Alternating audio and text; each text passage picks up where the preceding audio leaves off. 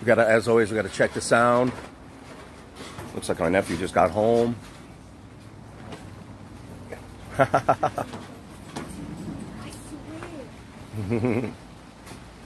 Hello.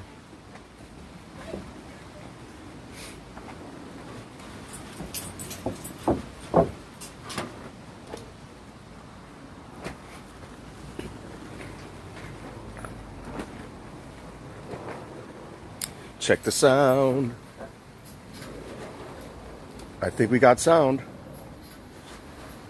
All right, we got sound, folks. What's up, everyone?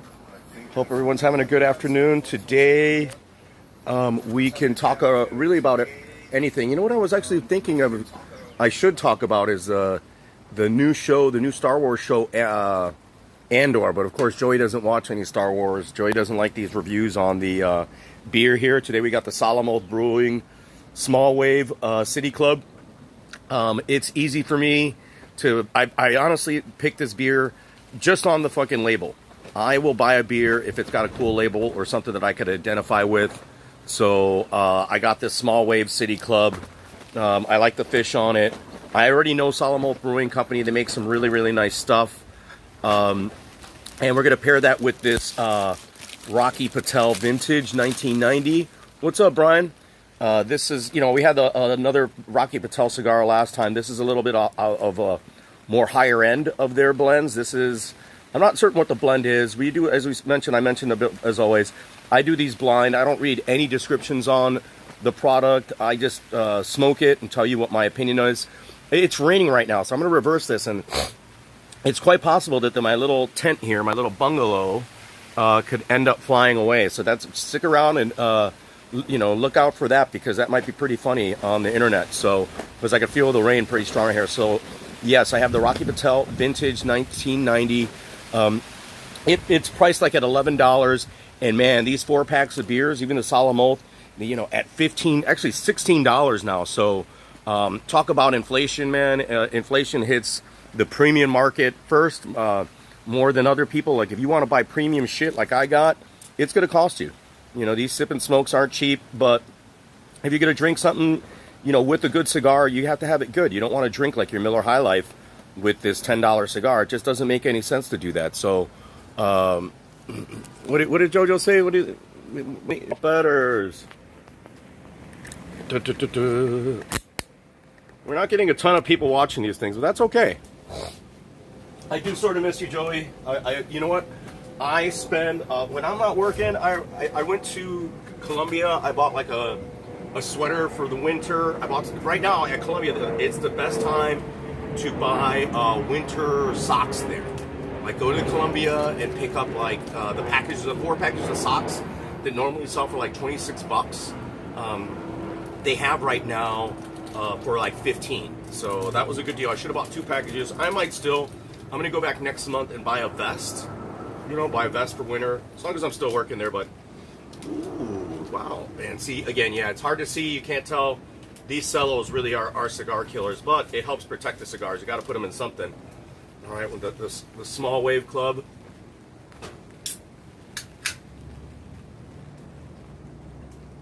I don't know what JoJo's saying about A.J. White. I know that we're not expecting Jordan Wright to do very much against Dusko. I think that's going to be the hotline, but Joey and others, everyone's going to expect that Jordan Wright Dusko under 1.5, right? Everyone's going to expect that. What if it's that one time, just like I got burned with this guy this weekend, where he's never had a submission before? You know, Sadiq Youssef, never had one submission in UFC. I bet $100 on the fucking TKO line, thinking it's easy money, and then he gets a submission. Like within 15 seconds or something like that. It was just brutal loss. The whole week, the whole last card was a brutal loss. I did cash 2 bets, and then I faltered on all my other bets, because all my other bets were contingent upon Castaneda, I believe his last name was, who was winning against Junior Oliveira, you know, Charles Oliveira's training partner, the mini Oliveira. And he came back. You know, I couldn't buy out after the first round. I saw he was losing, so yeah, I know, Brian. Did you see it? Yeah, you saw these. You saw these, right?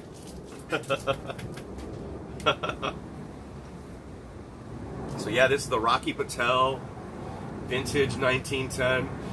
You saw it, right? You saw it, right, Brian? You were there, weren't you?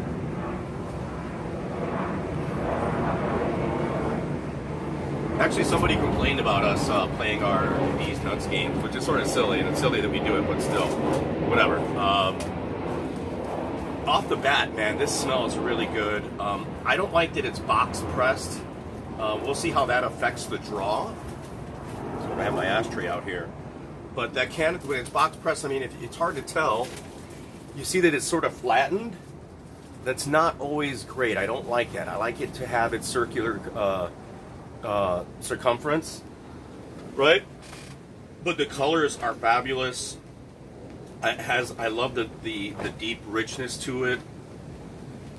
You know, that look of mahogany, right? It doesn't have a ton of oils.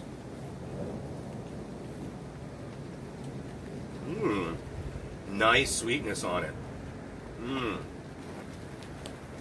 know, you could say, hey, for $11, it better be a fucking good cigar. But, and it should. Like, this $11 cigar, it doesn't have any spices or spicy notes on it being unlit.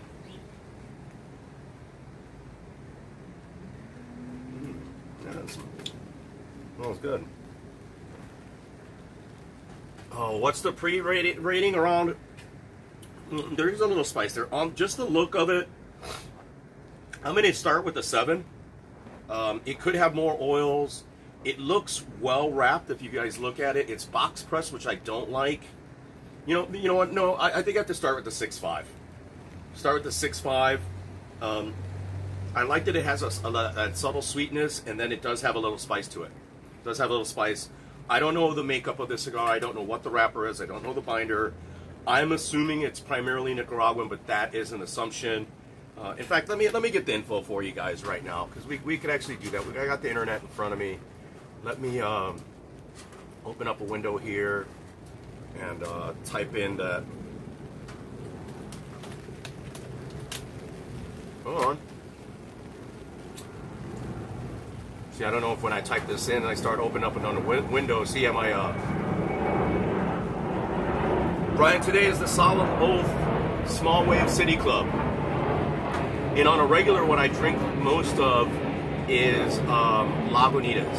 Lagunitas and Goose Island, pretty much, because they're both made here. They both are extremely good beers. They're very common. Jojo, I mean, since we're gambling online, it's nice to go to the casino, but let's see if I can get off first of all. I got to get somebody to grab that shift. And I don't think there's going to be a problem giving away that shift. I think this week somebody might grab it, or the following week, because it's a short schedule day, right? You'd be an idiot not to work those shifts, or if you're not working and you know, picking that shift up. This smells really good. The beer is, man, has like a nice citra taste to it, almost peach. And it's saying here, I could read the beer. It's saying this is the Small Wave City Club is a mosaic and citra totally saturate to the altering lineup of tangerine and blueberry aromas on this straw yellow keel built for a drink new generation of beer drinkers. That's us. I like that. Dank. For a dank. So this is like the dank beer. Built for a dank new generation of beer drinkers. I wonder what they mean about that dank. Maybe they mean a little bit of that smoke. But there's no CBD or marijuana in this thing. It is a hazy IPA. So, well, Costa Rica is like a lot like today, except with the smog. Today was the first time that I actually saw what I believe to be smog here. Just before the rain, it looked like there was some smog or something. Am I still going live, guys? Can you guys still hear me?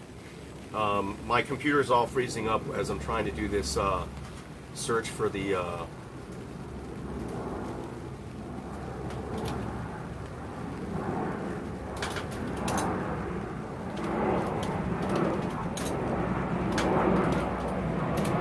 But I'll tell you what, this beer right here, this small city, its club smells fantastic.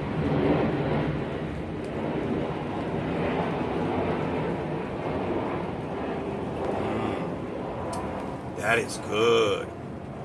Wow. You know, it has a slight rind taste to it, but I like it. It's got a more of a citrus complexity. Like the citrus is layered, you know? Oh, that is good. That is a good beer. This is going to be a great beer with this cigar. It's got a lot of citrus and sweetness to it, but not overwhelmingly sugary.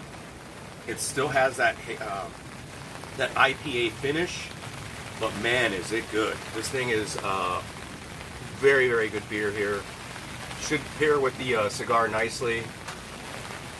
Our boy, Henry Victor, is still minus 335 against Rafael Asuncion, man. Crazy. Crazy, crazy, crazy.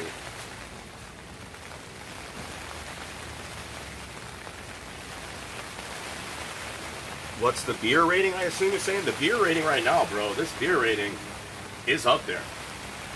It might be a 9 Club. You might get to 9 Club on this beer.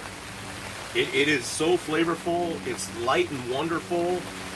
It doesn't have that effervescence, but I don't care. It has that juice quality to it. It's got, look at that nice thickness. You know, like, wow, you could really see the material in there. That's probably like a lot of the citrus pulp.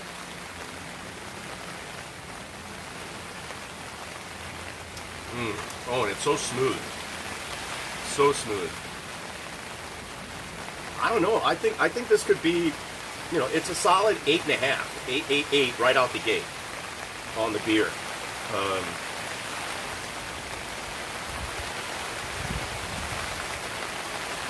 I have to bring out the chain. Yeah, I got to bring out the chain. I should bring out the chain. Man, it's raining hard right now. But luckily, I'm underneath the tent here. Let me move something here. I need to move something, guys, quickly. The rain is killing it. It's raining hard, guys. I might have to go inside and get my, okay. I might have to go inside and get my, jacket too. It's gotten cold and it rains really, really fast and hard. And what you guys know, because you guys are in the rain, you guys are working in the rain. So, am I coming through in terms of the sound still? Let me see. Check, check, check. Check, check, check. Yeah. Can you hear the sound? You probably can hear the rain, guys. Hey, hit the likes up, guys, before you leave. Hit the likes up. Maybe I get some other people in here to take a look at us having this small wave City Club. This is a fucking good ass beer. Solemn makes some really good beer. They're out of Naperville. Again, it says it's a mosaic of citra, totally saturate the alternating lineup of tangerine and blueberry aromas of this hazy straw, yellow keel built for a dank new generation of beer drinkers. I don't know how I don't read that as fluidly as I would think I could, because I can read. But you know, I like that description. It's a good looking can. I love the look of it, and that's why I literally bought this on the look of it. You say small wave, you have anything that like City Club, small wave, surf related, or something like that, I'm gonna buy it. And I like the look of it. I swear to God, I bought this completely on the look of the can and the name. And I already knew Solemn Oak made some good shit. But you can find this at Benny's. It is expensive. It's like $16 a 4-pack. Right? Like this beer is not, yeah, $16 a 4-pack. You know, the sip and smoke thing here, just sipping and smoking is not cheap. It's not for the, you know, we're not going to be doing a Miller High Life with a black and mild beer, or with, you know, a Dutch Masters. You know what I mean? Like, if we're gonna smoke, we're gonna smoke some good shit. All right, so yeah, this Rocky Patel 1990. They say it's a blend of Nicaraguan and Liguero and Dominican, right? So that's actually good. I think that's a great blend and combination of Dominican tobacco. I don't know what is what. We're going to see here in just a moment. As soon as my computer figures this out here. But man, in the meantime, I'll sip this beer.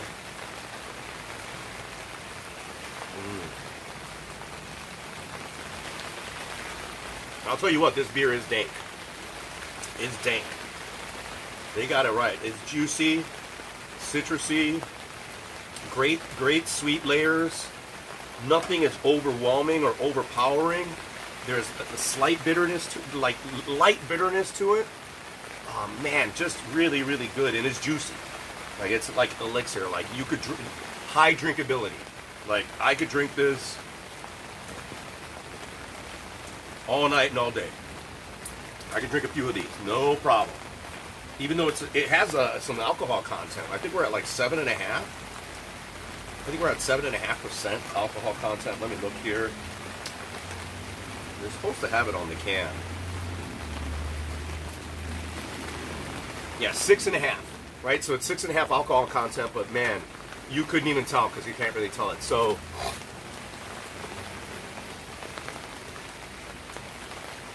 Apparently this is a blazing hot cigar. They say it's masterful, complex, smooth, layer after layer of deep box pressed flavor. See the box pressing? I don't like that.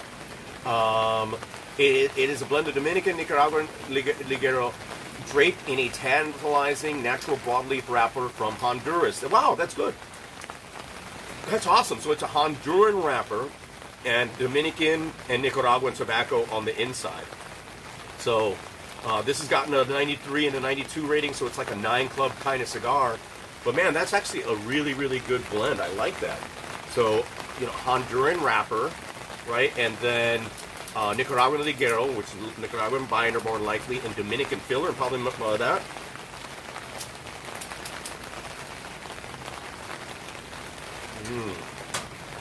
All right.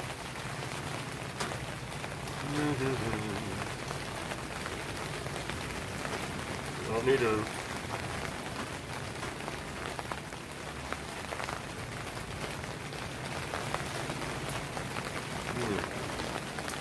Not getting a lot of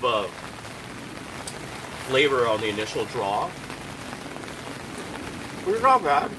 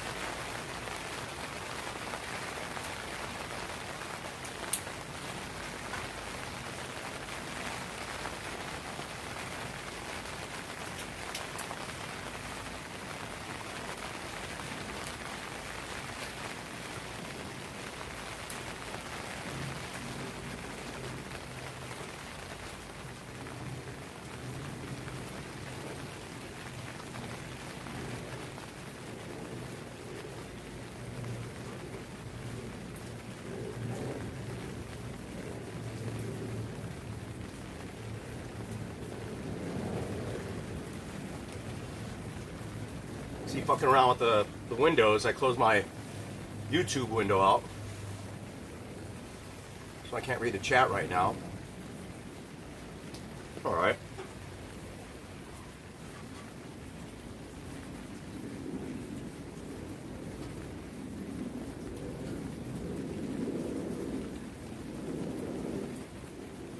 Yeah, a little slight spice. A little raw. You know, not a lot of the oils to it, but I can tell that the richness is there. It's a little silkier than I imagined. I thought it would be a little bit more full-bodied.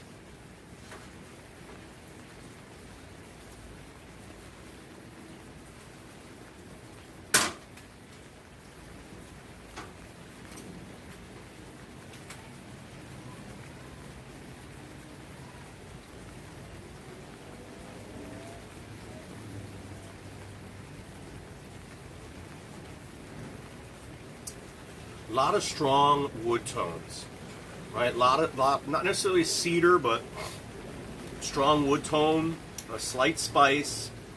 The sweetness that I thought was there is not there right now. It has more of that strength of wood, more of a, not quite cinnamon, but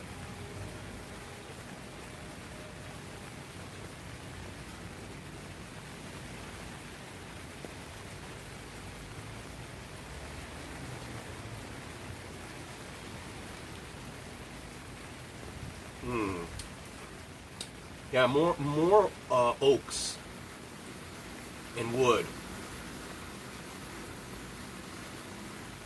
And yes, I still have volume, guys.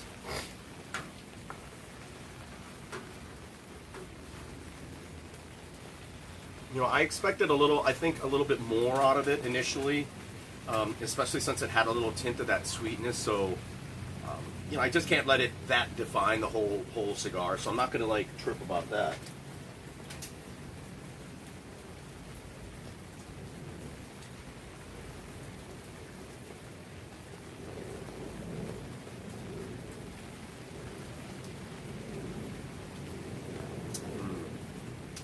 There it goes. There it goes. There's that chocolatiness is coming. I knew it was there. I knew that chocolate and sweetness was there. Let's see if the beer helps it out.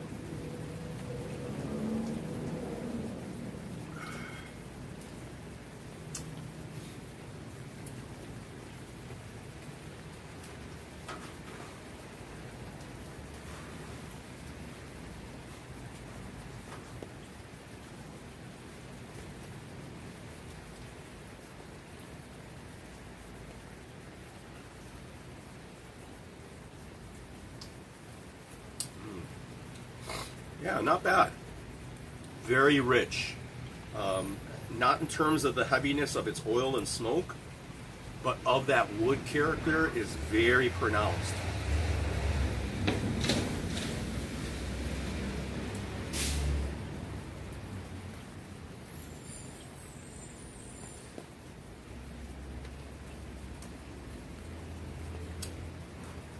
Yeah, guys, last week was not a very, or 2 weeks ago, was it last week?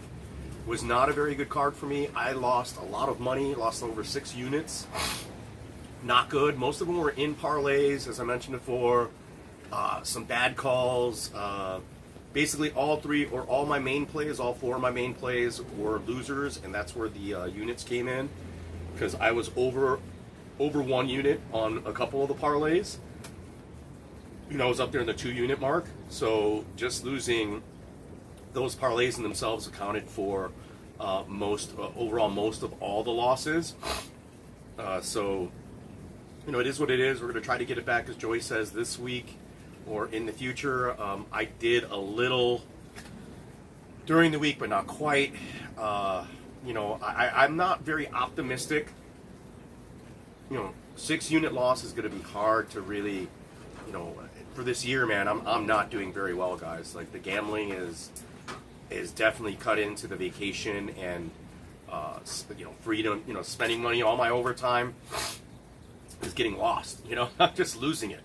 You know, I could make an excuse and say, hey, and try to justify that it is my overtime, but that's money that could be used for other shit. And I could be using that again. I was just in Mexico. I was in Cabo again on a little surf trip again, which, you know, I could have done. I lost more money on that event, Dern versus Xiaojian, than I spent 3 days in Cabo, right? And then it cost me to go to Cabo. I lost more money. So to put it in perspective, it's not good losing that amount of money. I could do a lot with $600. I could go back to Mexico. Could win next week, you know, for another 3 days. But it isn't going to be that. It's going to be a while before I could make my next trip. Not necessarily, you know, because I could do a small 3-day thing or someplace to Mexico again. You could do Mexico on the cheaper. You could do it expensive. You could do Cabo pretty, you know, how you want to do it. It's not. I spend more here on my days off than I do in Cabo, right? Like today, just this cigar and this beer is basically what I would spend on beer and a great meal in Cabo, right? Like that would be, you know, a good meal in Cabo. Like for one night, eating a good dinner right here, just in beer and a cigar. You know, $30. That's all you need, right? We're at $30 here with the beer and a cigar.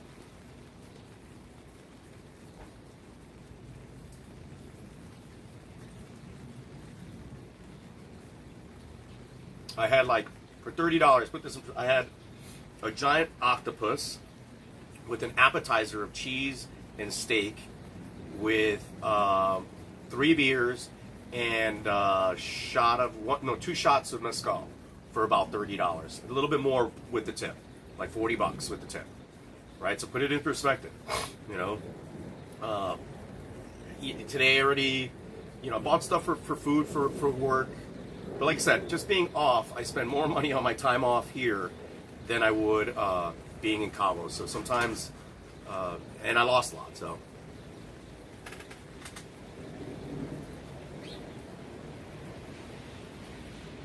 The password for the locker is 1221, I believe. I have it on the phone. So I believe it's, yeah, I think it's 1221. I'm not positive of that.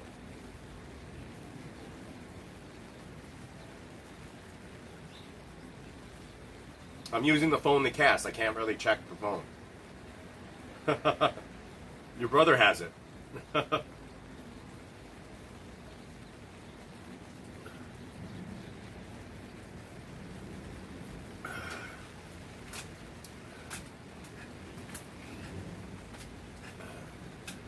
If you don't get it open, let me know. I'll pause the stream and I'll get you the password. No one's here anyways. It's just us.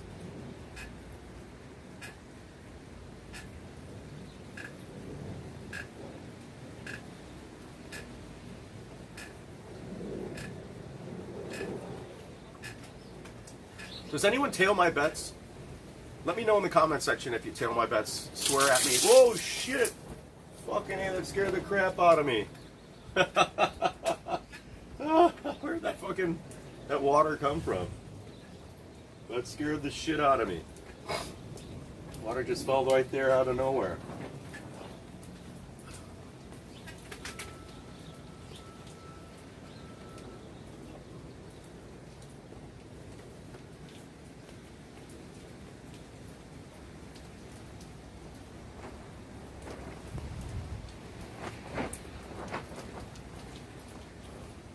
Yeah, is it 1221? Brian would know. He should know. It's his locker. His lock. Man, this beer is good. I guzzle this beer fast. This is a good-ass beer.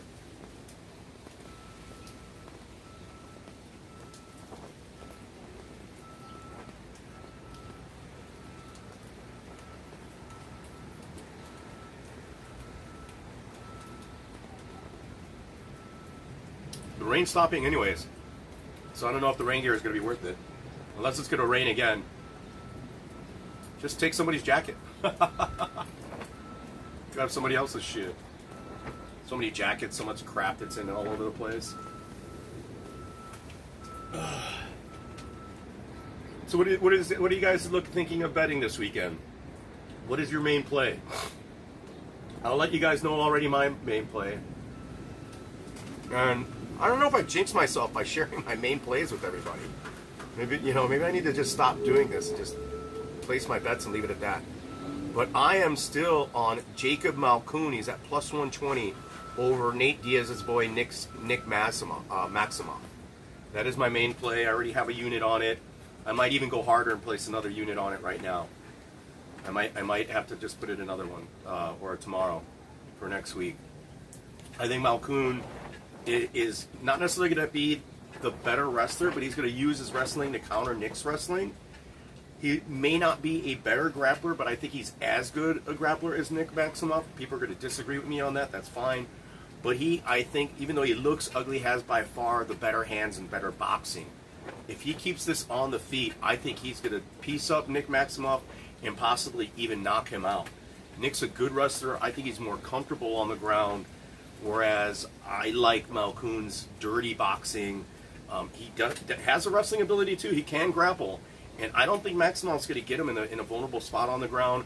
I think he's going to be able to stand back up if he does get taken down, keep this on the feet, and win this outright by points or even finish Maximoff by knocking him out. I mean, Nate Diaz thinks that all his boys are like ready for the UFC and that they all deserve to be in the UFC, but it isn't like that. It's like that, it's the bad example of Makhachev and Khabib is different. Makhachev has been in the UFC for a long time. People avoid him. He's had a lot of fights in the UFC. I don't think he's fought anybody of tremendous note or tremendous strength.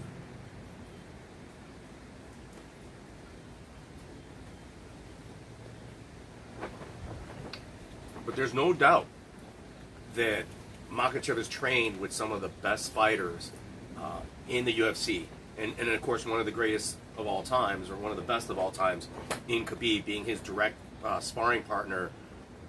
You're gonna glean, the iron sharpens iron. You're gonna get things from constantly being his training partner. So we're gonna learn that coming up here in a couple weeks, but and we'll discuss that in a little bit. I'm initially on Charles Oliveira on that particular one. I like his jiu-jitsu and striking upside. I think he's a better jiu-jitsu practitioner, of course, but wrestling is wrestling. Wrestling's going to dominate. It's going to allow Islam to potentially smash Oliveira, and Oliveira is going to be accepting of that bottom position, and that's not a place where you want to be against Makhachev, because he could just hold you there and smash you, win rounds, win points, keep away from those submissions because he's so strong himself, and take rounds. But it's going to be a 5-round fight, and anytime this is on the feet, Makhachev has been knocked out once before. Oliveira's knockout ability is genuine, as well as submission ability is one of the best in the UFC and in MMA, and one of the best MMA in history in terms of submission. So I think he's going to be live for it. I think he's going to be live for the finish. Oliveira right now is, I think, a decent number. Was even a bigger number before. I mean, he was at plus 200, I believe, when this opened up. So I think there is a value there to him. He's the champ. He's fought a stronger strength of competition, but he gets rocked every fight. He isn't the greatest defensively, and he's going to be willing to accept that bottom position. And, yes, if he works great off his back, but if he doesn't work great off his back, how is he going to respond to Islam's ground and pound in his control game? Because it's going to be stifling. Islam's game is going to be stifling. So, and just going back to what I was just talking about before with Jacob Malkoun and Maximov, I think Jacob Malkoun's game can be pretty stifling too, both on the feet and on the ground. I'm going to have to give him that edge. He's at plus 120 now. I'm in it already for one unit. I may put another unit on because I'm not too interested in most of these other fights, with the exception of the main event, of Alexa Grasso versus Viviane Araújo. Viviane Araújo looks like she's becoming a bigger dog. It looks like Alexa Grasso, people are running away with her because she has a great fight IQ. She has great striking defense. She has good movement. She's got a ground game that is underrated. She's got good wrestling, even though she was taken down by Carla Esparza. I think she won that fight with Carla Esparza. Esparza took her down but did absolutely nothing. Yes, Esparza controlled her almost for a whole round. I get it. We have to give her that round. And that's what lost it for Grasso, was that control time. But she outstruck Cookie Monster and hurt her, had her stunned numerous times, almost knocked her out a couple times. But I don't think that she's going to be able to do that to Viviane Araújo. I don't think that Carlos Esparza was moving on the back foot, was constantly moving away from Alexa Grasso, and that is not Viviane Araújo. We know that Grasso could be a good hammer, but this time she's gonna, either Viviane Araújo's gonna fall into her game, and Grasso's gonna be able to counter strike her to death, because she is great defensively. I love the way she holds her hands up. She moves really well. She's got great striking defense. Esparza barely touched her. I mean, you look at that fight. Alexa Grasso's face was completely untouched, unscathed, right? Like unscathed at all. And Viviane Araújo's a brute. I think she's really good. I like her movement as well, and she does have power, and she has better jiu-jitsu than Carla Esparza. But I don't think she's going to be able to use that against Grasso. I think that Grasso's going to do great moving on the outside of the octagon, and she is the favorite. But it being so close, and I think Viviane Araújo having a possible jiu-jitsu advantage and a power striking advantage, that if she can connect enough times, Grasso's not going to be accustomed to being the nail, right? And I think Viviane Araújo, if she remains aggressive, gets, mixes it up with some takedowns, gets better ground and pound, and possibly even a better submission attempt, she could win this out. But if Alexa Grasso is smart enough to just keep this, spinning around, using her defense, that she could easily run away with this as well.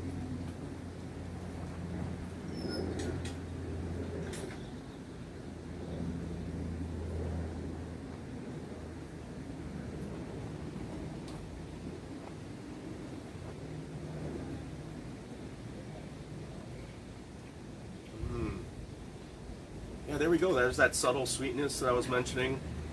This has gotten better. The cigar has gotten better.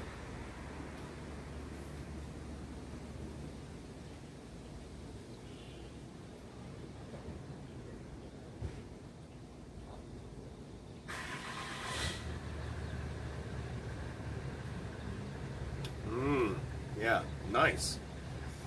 It maybe just needed some heat to get through and awaken sort of the flavors of this. It's a decent roll. It is a good draw on it.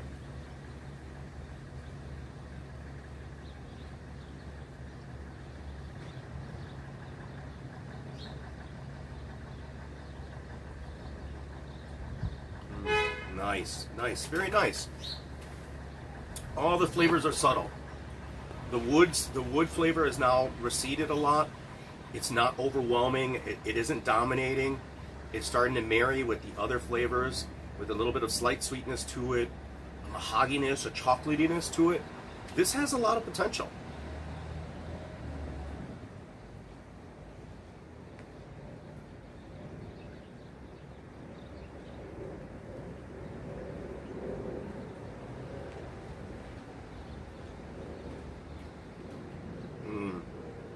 I love the ever so slight sweet finish there. Well, one thing I noticed right now, guys, there's like rind sediment from the citrus in there. That's pretty cool. Yeah, there's actually like tangerine or orange rind in there. What is it? Tangerine? Yeah, tangerine. It tastes like tangerine. And you can see the rind in it. That's fucking awesome. Love it. It's fucking good beer. And I can see the legs of the rinds too. Good as beer, decent cigar. The cigar is still, it's up there. You know, 7.5 right now. 7.5.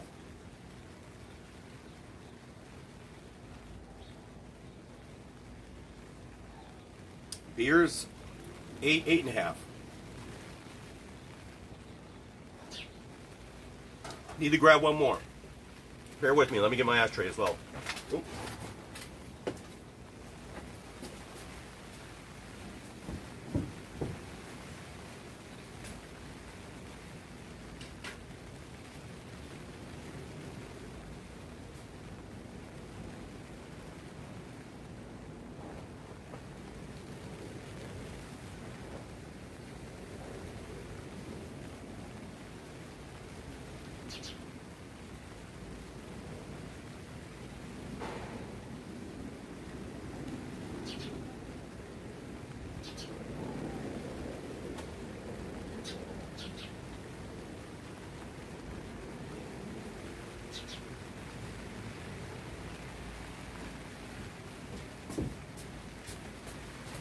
Welcome, bow betters.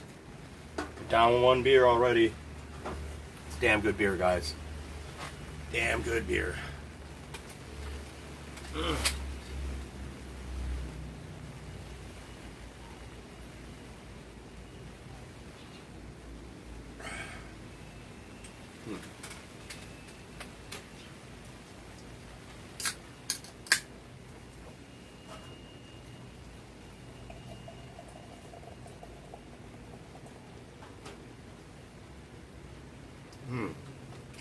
You know, one thing I could say for sure, these Rocky Patels, this is a little bit higher end of a Rocky Patel. They make another vintage one in a tubo that I wanted to try, but Binny's doesn't have it. And it's another vintage blend, but they make some good tobacco. Rocky Patel been fairly priced. The last one, the Rocky Patel, I only paid like $6 for that one. And that was, did I put it in the Lion Club? That was, I think I was, this has a little more complexity to it. This has layers of flavor. Whereas the last cigar, I think I was trying, didn't have that kind of complexity, and I love that with this beer. We have a layered, complex beer with a complex cigar. It started differently. Now it's getting to have a little bit more definition. The flavors are starting to be more refined. I like that. It's good. I mean, it has a nice smoothness to it. I love its aromas.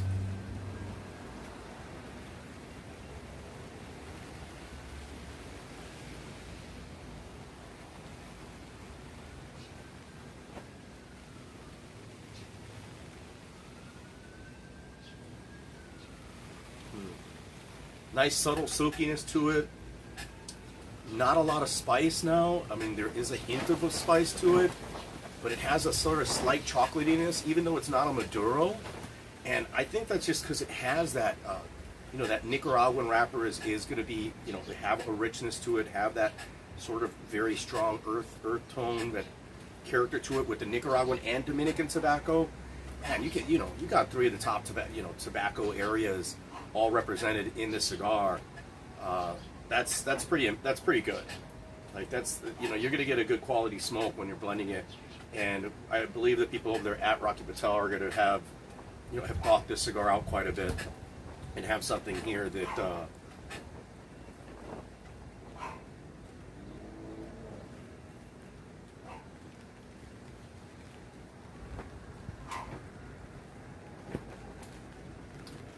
In terms of it being a vintage, I don't know if that's just in the name, like maybe Rocky Patel started in 1990, or if this is a genuine vintage cigar.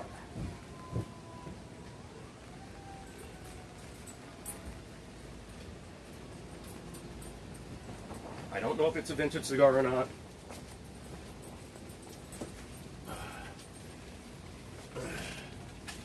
But it is the Rocky Patel Vintage 1990.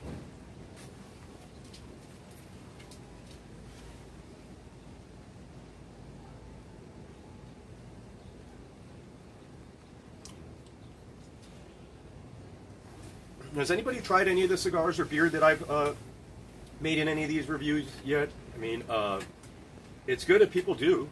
If they don't, that's all right. But it is available at Binny's and here in the United States. You should be able to get most of these cigars and the beer close to you, although this one's Solemn. They're out of Naperville, Illinois. I try to review most stuff that's local or that's at least from this region that you might be able to get a hold of at different parts of the country. So it's not super, the stuff I'm reviewing is not super exclusive, and I'm glad that it isn't. It shouldn't be hard for you to find some of this stuff.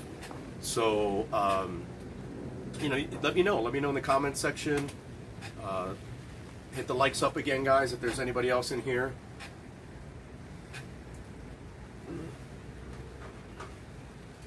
I talked about, a couple of the fights already on this card, this coming up next weekend. I'm staying away from most of them. I'm even staying away from my boy Victor Henry.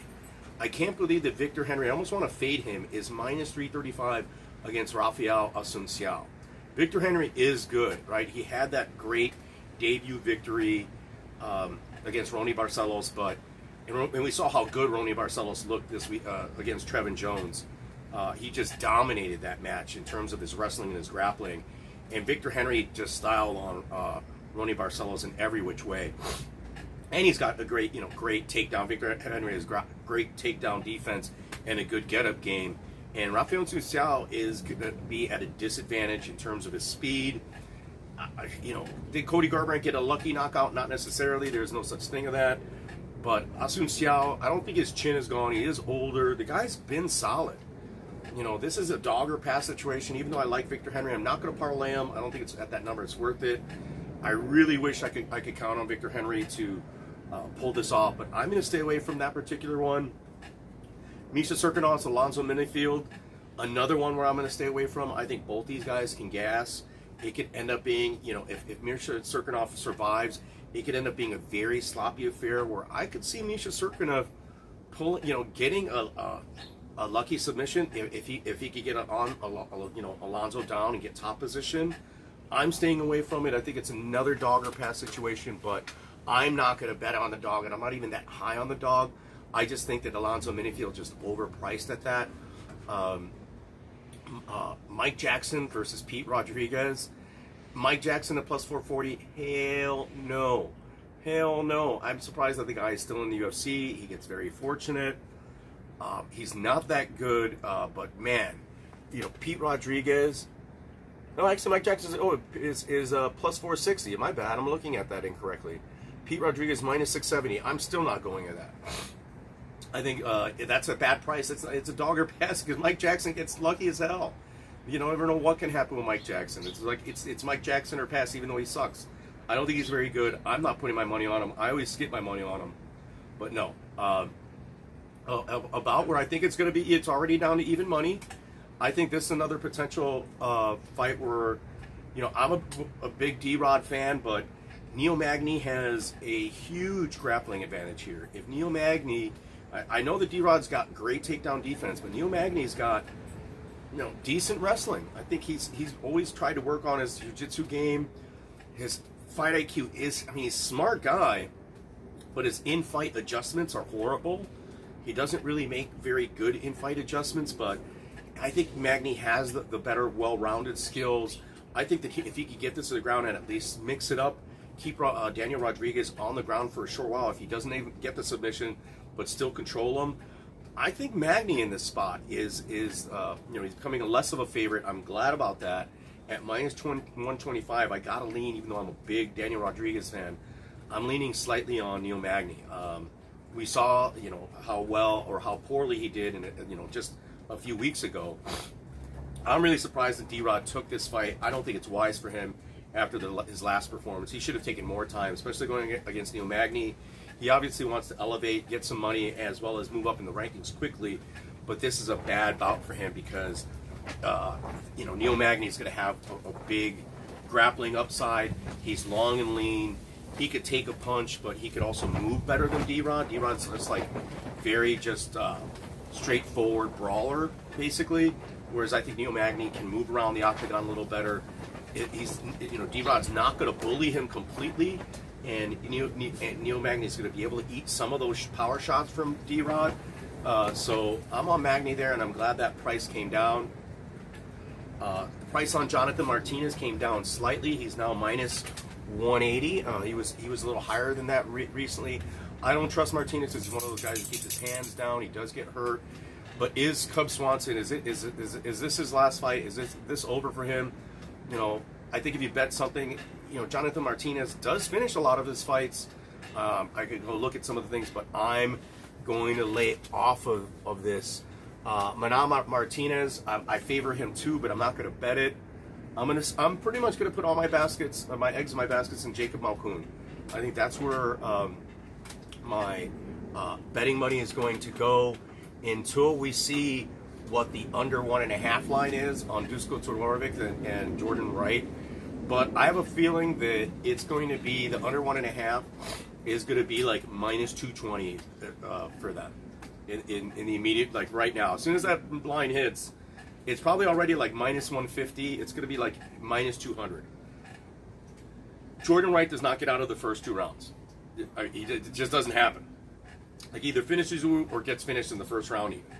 So I think betting to Todorovic round 1, if you're on that side, or just that the fight ends in round 1 and or 2, or the under 1.5 is the play there. Otherwise, stay away from it. But I'm scared to do it because everyone and their mother is going to be playing it. Everyone's going to expect that to go one way, and then it's going to go a different way. So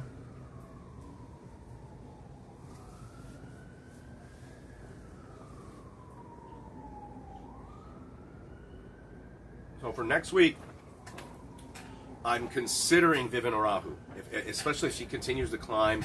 If people continue to, boost up and juice up Alexa Grasso's number, and she's still over, minus 200, or even she gets to minus 230, minus 240. I think Grasso, they're evenly. She might have a slight. I like her fight IQ. I like her defensive ability, but Vivian Arahu does have power, has that finishing upside. I think she could knock out Grasso, even though she's a Mexican woman. She's really, really tough. She could take a punch. I mean, she's taken some punches, and she could eat them. So I'm still unsure of that, but I love all of Grasso's qualities. But when I think the line should be tighter, and I think they're somewhat more even in skill than we think, except defensively, I think Grasso has a better defensive ability, both on the ground as well as on top, because I think if Grasso could get the top position, a lot of some of these Brazilian women do okay off the bottom, but sometimes just like a wrestler, their defensive grappling or defensive jiu-jitsu isn't as good as their offensive jiu-jitsu, and I think that's the case with Vivian Arahu. Right the way Grasso is now, she's in moneyline territory or as a good parlay piece if you're on her side, because she is at a good price, and I think has a slightly better skill set. I think the other play for me is Neil Magny. You know, I've lost money with Neil Magny numerous times. I've backed him. I shouldn't back him again, but you know, I didn't like what I saw D-Rod, you know, in his last particular fight, and I think Magny is going to have that grappling upside and can control and or even get a submission.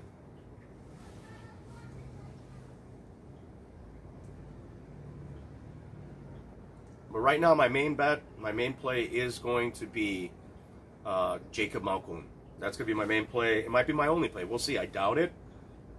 You know, again, I'll be looking at the line for the under 1.5 between Jordan Wright and Dusko Todorovic.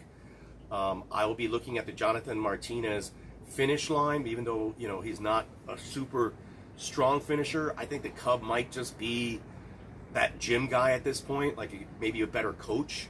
You know, it's time maybe to sit back, or you know, if he decides to go to like bare knuckle boxing or something else.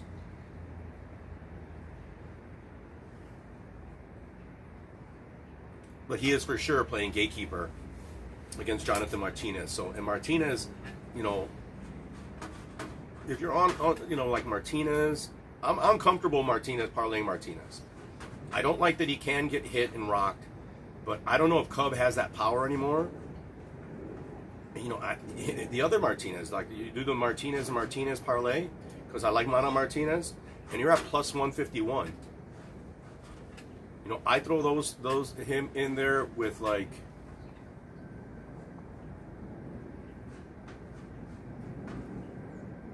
I mean, that Neil Magny is tough. I could cover the money line as it is. I think putting him in there with Dusko Todorovic, I think Todorovic's going to finish him. You get a plus 282. Or if you're on Alexa Grasso, she's in that range. You know, if you like your three favorites, they're going to close to, you know, you're at plus 274. But I think I might lean on Arahu. I'm not positive. And if I do go for Arahu, I think that she might finish. And I know, yes, women's bouts do not finish that often. We've seen a lot more finishes in women's MMA lately. I don't have the numbers behind me, but there have been a lot more. So that's that on that particular card. No one's in here on the chat. Let me know what you guys think in the comment section.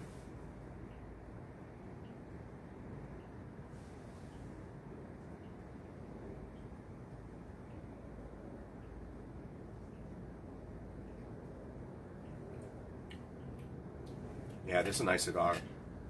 Really, really nice.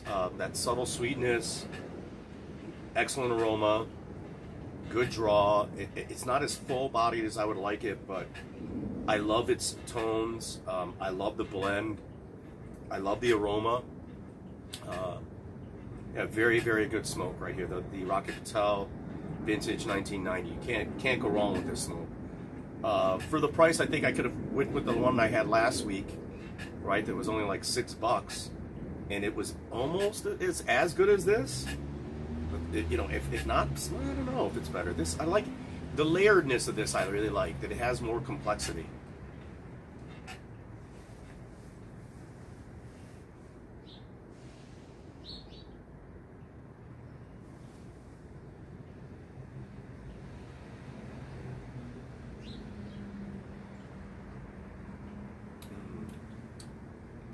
You know, Brandon Royval, Oscar Askarov.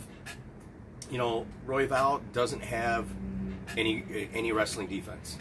He's going to be on bottom, and he's going to be willing to be on bottom and work for that submission that doesn't always come. I think that's why he's at plus 170. I think he's going to get controlled. You know, Brandon Royval has made us a lot of money. Usually he's good for a submission, but against Oscar Askarov, that is going to be unlikely. And it's going to be highly unlikely that he can keep this on the feet. I would hate to say, you know, that, you know, throw Oscar Askarov as that third parlay piece, but that's a possibility, right? Like as a third leg, you get plus 269. You want to build another, you know, another person in there. You know, Neil Magny, you don't need to do that. Dusko. Might be Dusko Todorovic, because Jordan Wright doesn't beat anybody in the UFC, right? If he doesn't, he could possibly get Dusko in that first round, but I don't think he's going to bully him. And Jonathan, that's a 4-play right there. Jonathan Martinez, Mana Martinez, Oscar Oskarov, Dusko Todorovic is plus 461. I don't think I'd play that, man. I think I like my, man. Which one of those guys would get upset? Maybe Dusko Todorovic. Jordan Wright catches him in that first round. That's when he's strongest. That's when he's best.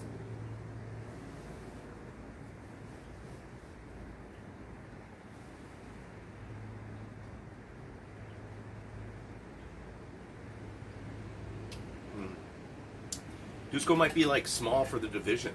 You know what I mean? He's not a very thick guy. I think that, I'd stay away from that. But I think there's this is a very parlayable card. I think you could definitely stack some of these fighters here, and get some decent parlay bets here. It's a card where no one's completely ridiculously overpriced except for my boy Victor Henry, and Alonzo Minifield. I think that those guys are way, way outpriced.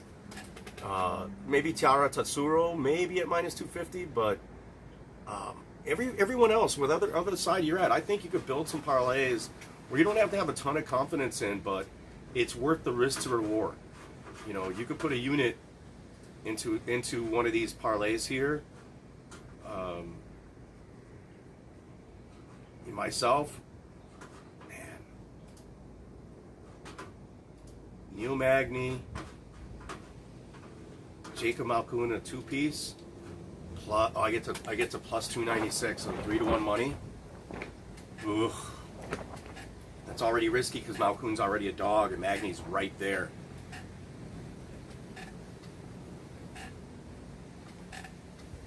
But I'm crazy. I mean, I might do a Trixie. A Trixie with Jonathan Martinez. Throw him in there. Right? Neil Magny, Jonathan Martinez, Jacob Malkoun, a round robin. Just a $100 Trixie. $25 a parlay, basically. Man, $100 would get you 409. That might be it.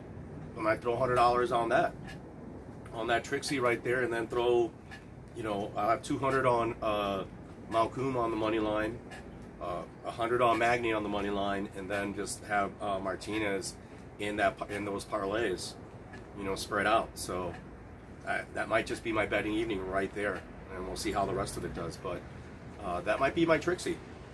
Neil Magny, Jacob Malkoun, and Jonathan Martinez.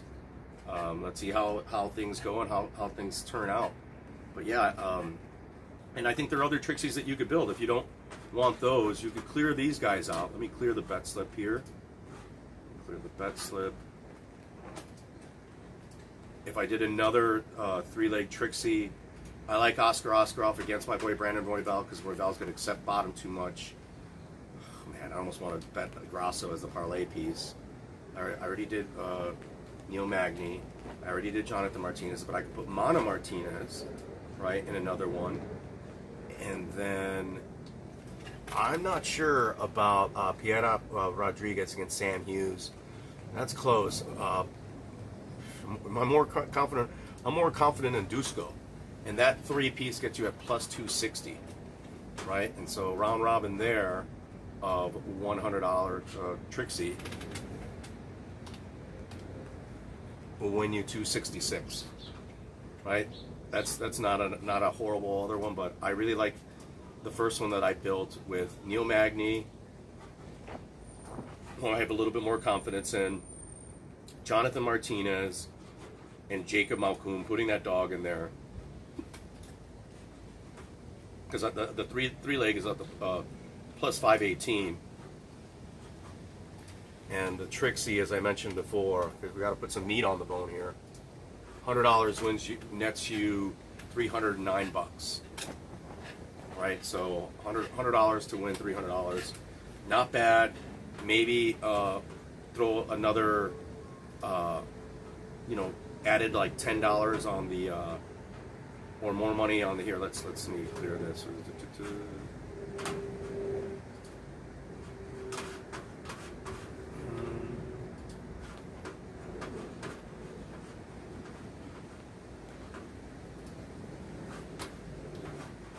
You want to add that fourth? You want to add Oscar Askarov to that fourth?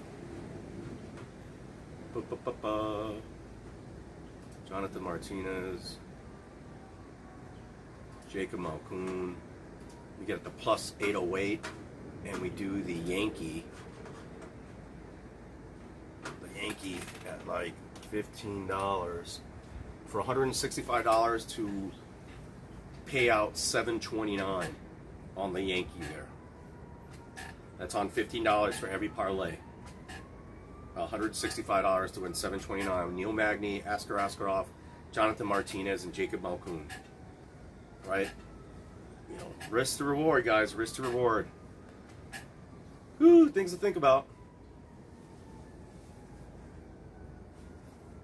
But I lean on those fighters more than the other fighters that I've seen. So let me know what you guys are thinking.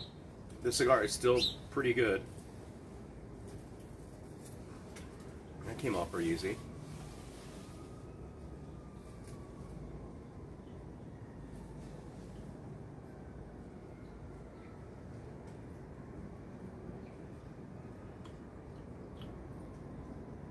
Not bad.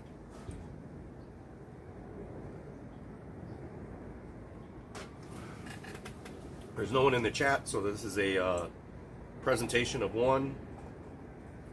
No one to bounce ideas around with, but let me know in the comment section.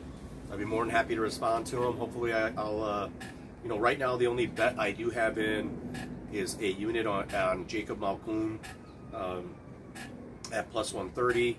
He's still at plus 120. I think that he's going to win that bout. I think that is my dog play for this week, at least the dog that I'm most confident in. My second dog that I'm sort of leaning on is Vivian Arahu, but I'm not there yet. I haven't struck that down. I haven't put that bet in, but I really think that she has an upside as well, just because of her power. She moves really good. She's just as good of a striker as Vivian Arahu, and as good a kickboxer, but I mean as Grasso. But man, I love Grasso defensively and her fight IQ. Just a smart girl. She responds incredibly well to her corner. She listens to her corner. She makes in-fight adjustments. Underrated ground game when she's on top. You know, like, yes, she took down Cookie Monster a couple times. She got swept and reversed, but she's like has a good, you know, an underrated grappling game, right? We know what Vivian Arahu's bringing grappling, good jiu-jitsu, but dare I say that maybe Grasso might have better wrestling? Not there yet, but I like her upside. I'm almost talking myself into Grasso. I just don't like that price. You know, I really wish that it came down a bit. I think it should be more of a toss-up. They are giving her a favorable matchup in the Vivian Arahu, even though she moves around a lot, is more of a brawler. She's not a defensive fighter. She is the hammer, and just like Grasso is a hammer, neither of them is going to like to be the nail, and one of them is going to have to be the nail in this fight. And how they respond and make adjustments, and that's why I like Grasso, you know, in terms of her fight IQ, is that she can make those adjustments better than Vivian Arahu. But if Grasso makes any sort of mistake offensively, or even in the grappling, she's going to get submitted and or knocked out. Because Vivian Arahu's got serious power, and when she's on top, she's got a lot more strength. She's a stronger girl, older woman, more experience probably in the local scenes. But I'm just like Grasso in terms of her fight IQ, really, and great defense. Like her striking defense is so sound. Fight IQ sound, very good boxing. But in this instance, is the brute going to be able to, you know, the hammer going to turn her into a nail and force her to, be fighting on her back foot, where she's not going to be as effective. She's going to be circling more, paying more attention to her own, needing her defense, where Arahu's going to then be able to, steal points, lock this up in the cage, get in the clinch, do some dirty boxing, possibly even get her down, and I think has more of a submission upside than Carla Esparza did. Esparza's jiu-jitsu game is just non-existent. That girl needs to get some jiu-jitsu. If she had jiu-jitsu in her game, she would be a stronger champion than she is right now. That's why she's a big underdog against Weili Zhang, because Weili might take her down and stay on top, right? And Weili, if this is on the feet, Wiley is going to piece Esparza up, and her takedown defense is going to be good enough, I think, to keep this fight on the staying on the feet, and that's why Carla Esparza is the underdog. But Esparza is a girl that wins ugly, wins rounds, wins time, but through her control game. So I'm not counting her out completely, but I thought that she lost to Alexa Grasso. I thought Alexa Grasso won that fight, even though I couldn't score it that way. I think Grasso did more damage, but that second round where Alexa Grasso was down on the ground for almost like 4 minutes. Like, even though Esparza didn't do shit, you have to score the round for Esparza, and then I guess they gave her the first round as well. But it was close, and of course Sal D'Amato, I believe, was involved in that bout as well. So we'll see. There's going to be a Vegas again, so Sal D'Amato is going to be involved. So buyer beware. If you see Sal D'Amato as the judge when they're putting up the judges for the fight, fucking buy out. If you're able to buy out of the fight, buy the fuck out of that bout. Unless you think it's a bout where someone's going to get finished, because Sal D'Amato just fucks shit up. Same with Mark Smith. You see Mark Smith as the referee, that motherfucker's going to let you die in there. If you're betting on a finish and you have a finish ticket and you're able to buy out and you see Mark Smith as a referee, buy out of that fight. It's just going to be harder to get that finish with him as a referee because he's not going to stop it. Not a big fan of that guy at all.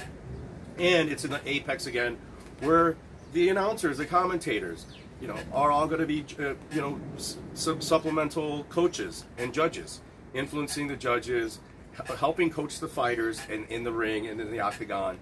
Horrible, horrible, horrible. So, again, if you see Sal D'Amato in judging any of these fights before the fight, and you have a ticket, buy out of it. You can buy out of it online. Get the hell out.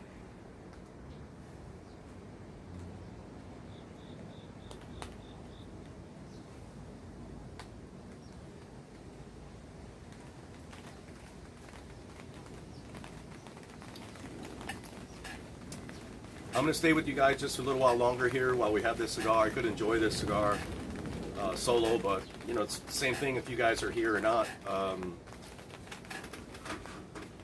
It's too bad nobody else is in here to talk about. I wanted to talk about some Star Wars stuff. I know that's not Joey stuff. How have you guys been liking Andor? Anybody like Andor? I've been digging Andor a little bit. It's a little slow paced for me, but I enjoy that. It's almost too slow though.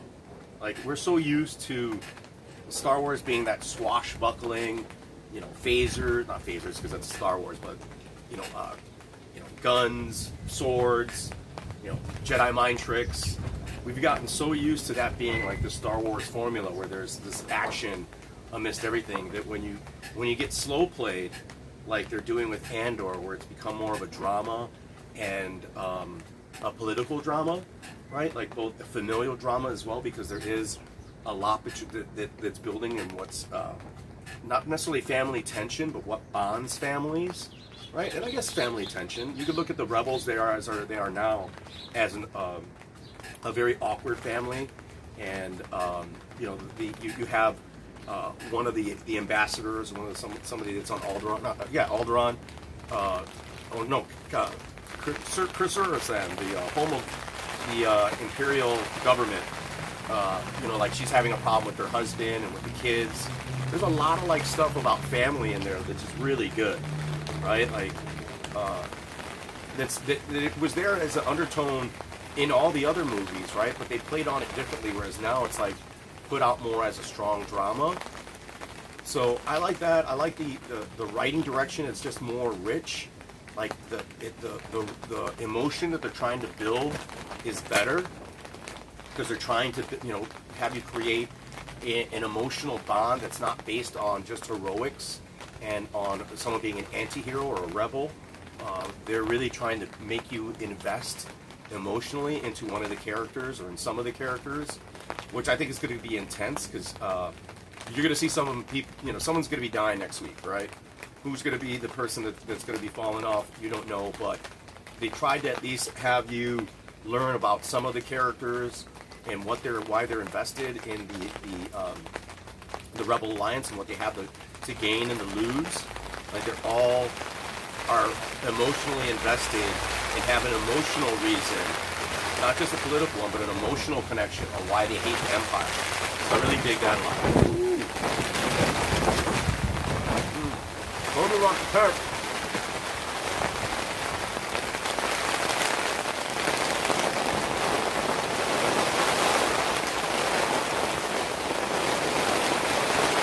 That rain's coming down now. And the tent's holding.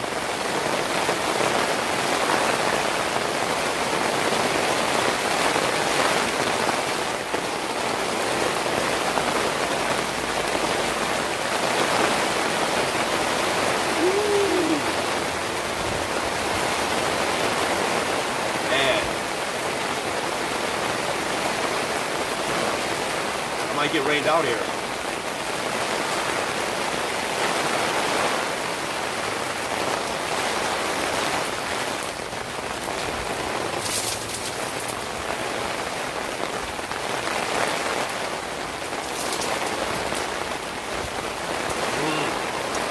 Yeah, the beer with this cigar is really good. With a slight monsoon here, guys. Rain in Chicago.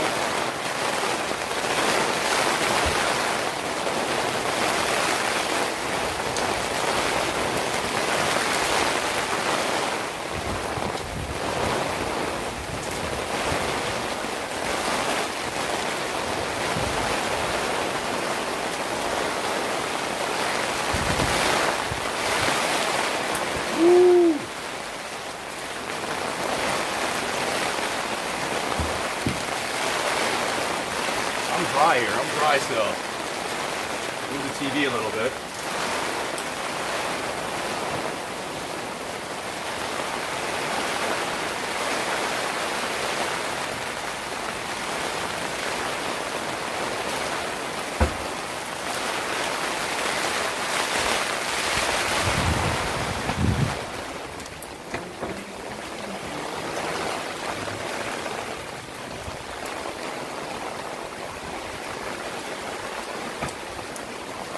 Nice cigar.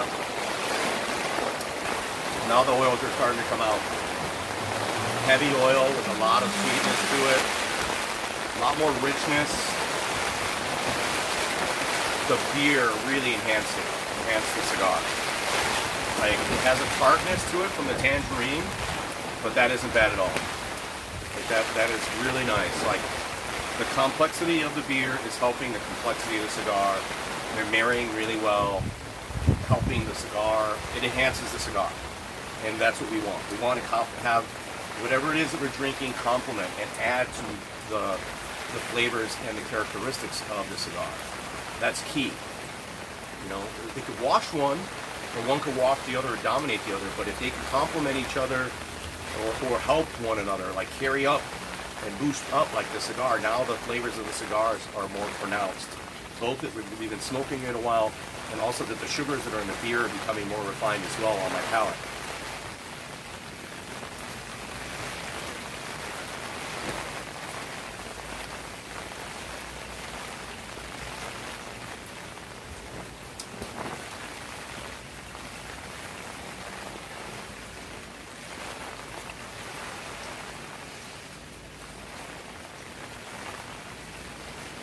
Any comments, suggestions?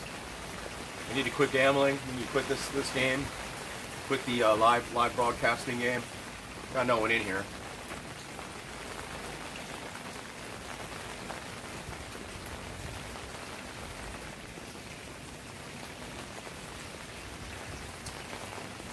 Any other opinions? You guys looking forward to Kevin Holland versus Wonder Boy? Who does Chimaev fight next? Who does Conor fight next, guys? What happens to Nate Diaz? What do you guys think? Does Nick Diaz? Let me know in the comments section.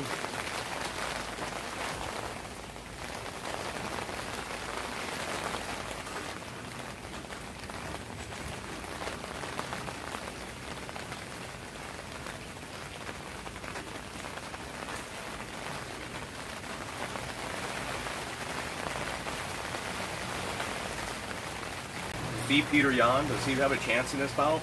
I saw a photo with Peter Yan with Armand Sarukian. So you know that Peter Yan's working on that wrestling, man, and I think that's his better method of victory. I think he'd stay on the feet with him, but he might decide to, like, you know, once he gets in the range, changing levels and getting a takedown, and he'll fight off his back, but I don't think he's that fantastic off his back. You know, I'm leaning on Peter Yan on that particular bout on October 22nd. Dalton Almeida minus 750 against Shamil Abudamakara, or whatever it is. Oh, I already have Manon Fiort in a parlay. That might be a good deal right there, is put Manon Fiort rather than somebody else that I have in this particular card. Benel Darouche versus Mateusz Gamrot. Dude, Darouche is a plus 155 underdog. Might have to be the play. I know Gamrot's got some good takedown defense, and Benel always gets hit, but, you know, Gamrot's still relatively unproven in the UFC. And Benel is a tough guy, smart guy, good wrestling, a lot different of a fighter than what Mateusz Gamrot is used to. So,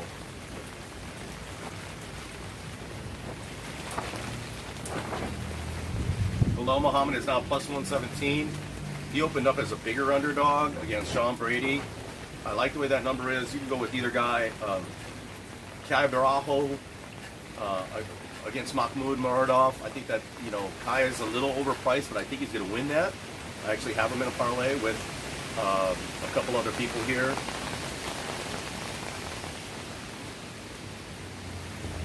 Arman Petrosyan, minus 235. I don't know if I can cover that chalk. He's in a tough bout, but I think he's going to win that with AJ Dobson. I think Kai Bravo has a bigger dog outside. Whoa! All right, well, whoa! I think my tent here might be ready to take off. Fortunately, we have it fastened down, but it's shaking. We got to definitely take down this tent.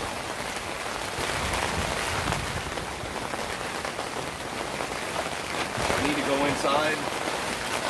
TV's still on.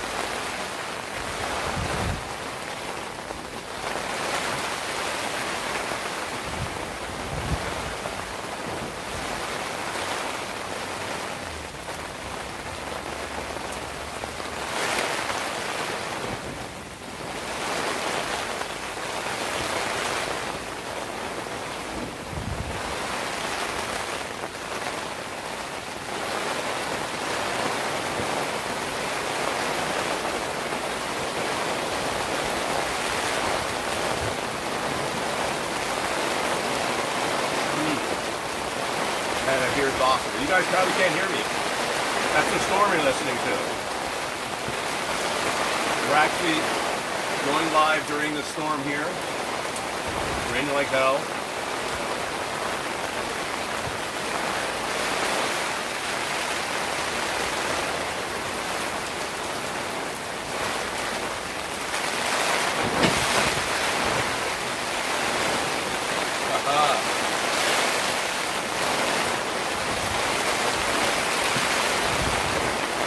Getting wet yet, so we're still there, guys. We're still all right.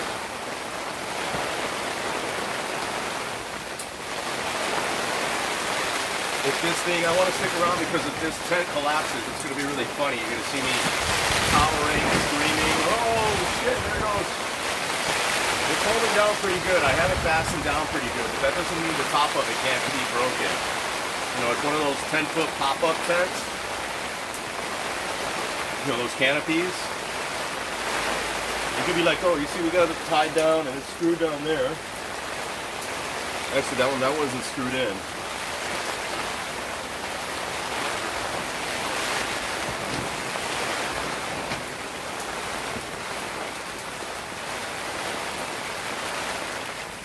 It's holding up okay. Holding up okay, guys.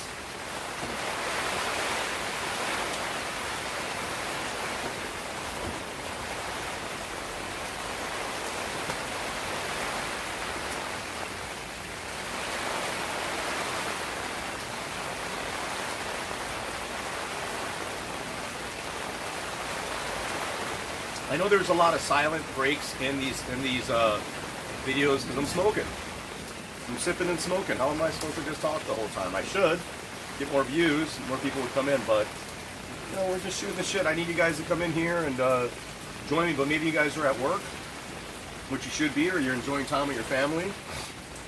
Now a little bit more spice is coming into play on this cigar. Really nice chocolatiness to it. Great little sweet hints. Great finish notes on it. Very impressed with the cigar. It's not in the 9 club, it being a vintage. It's not in the 9 club. It's a good solid 8, 7.5, 8 in that range.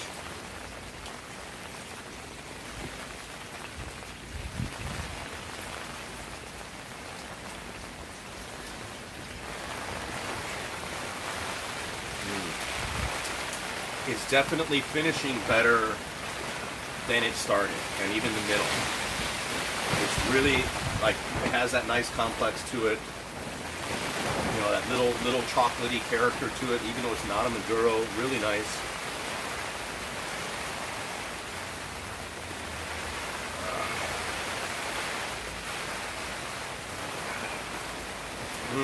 Nice beer. Nice beer. That beer is very tasty. Solemn Brewery. Small Wave City Club. Really nice beer.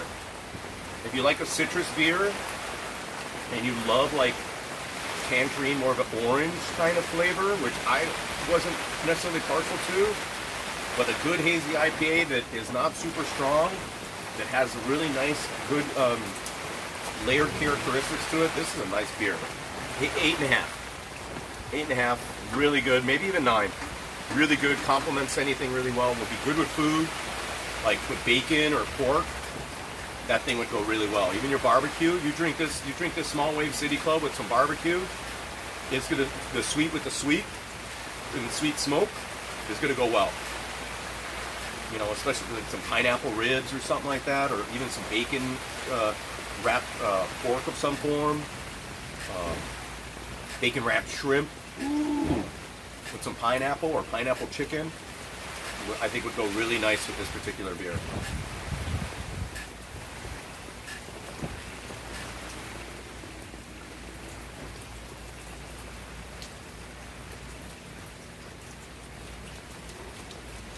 Yeah, it complements the cigar really well. So it looks like I ran out of things to talk about, guys. I've mentioned what I have mentioned. I didn't like brush through any statistics. I don't have any like statistical support that I gave you to support some of the picks that I have made. But those, you know, those are the way I'm leaning in this next week's bout. Gave you hints of how I feel about things the following week, October 22nd, which is going to be a fire-ass card. That card's going to be so fucking good. I mean, you literally have like 3 fights on the main event that could, you know, not necessarily be a pay-per-view all in themselves, but be, yeah, 2 of them in a pay-per-view all themselves, but definitely one of them, 3 of them could headline any card, right? A fight night card or a UFC Vegas card or some other card. So it's stacked. I mean, that October 22nd, even the women's fights. I mean, Manon Fiorot, Caitlin Chookagian, good ass fight. You know, Carl Rosa, good fighter. Benel Dariush, Mateusz Gamrot. That could have been done this Friday. It could have been the headline of that card. That's a better fight for a main card. You know, we get to see Muhammad Mokaev again against Malcolm Gordon, and Malcolm Gordon's not going to be a slouch there. You know, that's going to be interesting. Kai Baral again against Mahmoud Muradov, man, good ass fucking fight, dude. Peter Yan, Sean O'Malley, as I mentioned, Volkan Ozdemir versus Nikita Krylov, good fight. Arman Petrosian, we get to see him again. Aljo Dillashaw, Tukov Zuberia, and Lucas Almeida. These are the card up and down. Jonathan Almeida, Manon Fiorot. You know, as I mentioned, just every fight is good. You know, every fight. Even Musayev Mokaev versus Yamamoto Nishikawa is very good. I mean, there's not a bad fight on that whole card. That's one of the best cards in a long time, guys. That is must-see UFC MMA right there. That's as good as it gets, that October 22nd card. Next week, great betting card. I think next week there's some good lines here. Regardless how you could stack those favorites if you're leaning onto the favorites, or it's a good dog card. I think this card up and down is a great betting card because the variance between the lines is manageable. You could find value or create value by stacking up some parlays. It's a good parlay card, and I like a lot of the favorites in it. I think it's, you know, some of these favorites are going to falter, and I'm hoping it's Nick Maxima, for example. But I think up and down, it's going to be a very entertaining card next week, even though the names aren't what to expect. You know, regardless of it being a great MMA quality of MMA card, it's good. It's still a very, very good betting card, right? When you have variances and you could stack these parlays both with dogs and favorites, you could make, you know, and feel comfortable, and you're not outrageous. You know, you could make some money here. So I really like next week. I might do a follow up the following week again on finalizing my plays. Right now, the main play that I have done, as I mentioned for the fucking 10th time, is Jacob Malkoun. I'm heavy on him right now, and I don't think that's going to change unless something happens in the next week. I like the other, the Martinez's both winning. Really into that. The under 1.5, Dusko Todorovic, Jordan Wright. I think it's going to be a great main event between Vivian Arahu and Alexa Grasso. These two women bring it. They're very, very good fighters. That is a very good, a lot of people are complaining, how could they headline the card? I get it, because they don't have the name recognition. Both women are very good, though, and I think they're going to give us a very exciting fight. That is not, you have two hammers, and I doubt that it's going to be boring. I doubt that they're going to look at each other. One of them's going to have to back off at some point, and I think it's a good chess grappling, a good MMA grappling, match. It's a chess match of who's going to be smarter. I think Alexa Grasso has a smarter fight IQ, and I lean on her, but I just can't bet her at that, at that chalk. I just can't bet that minus 205 on her, but it's almost there. I like Grasso. Again, love smart fighters. She's as smart as they come. She performs really well, she adjusts well, but Vivian Arahu might just be too much of a brute for her. It might be too much. So we're going to see.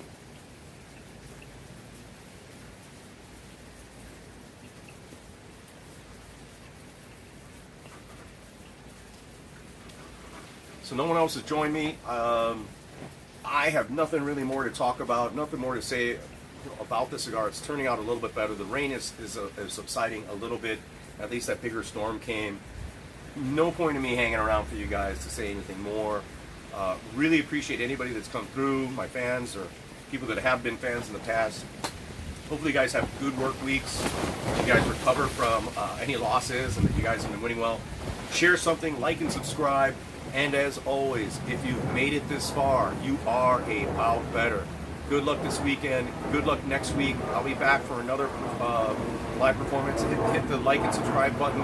Hit the notification bell so you can know when I'm coming up. And yes, I probably more than likely will still be doing the Sip and Smokes, where you can come in, participate. I will read your comments, address the things that you say. The more participation I have, the more I can actually comment on, give you some statistics to back up some of the shit that we're talking about next week. But again, if you've made it this far, you are a bout better. Thank you guys very much. Solemn Brewing Company, Rocky Patel, vintage 1990. Excellent, excellent products. See you guys on the backside. You are a bout better.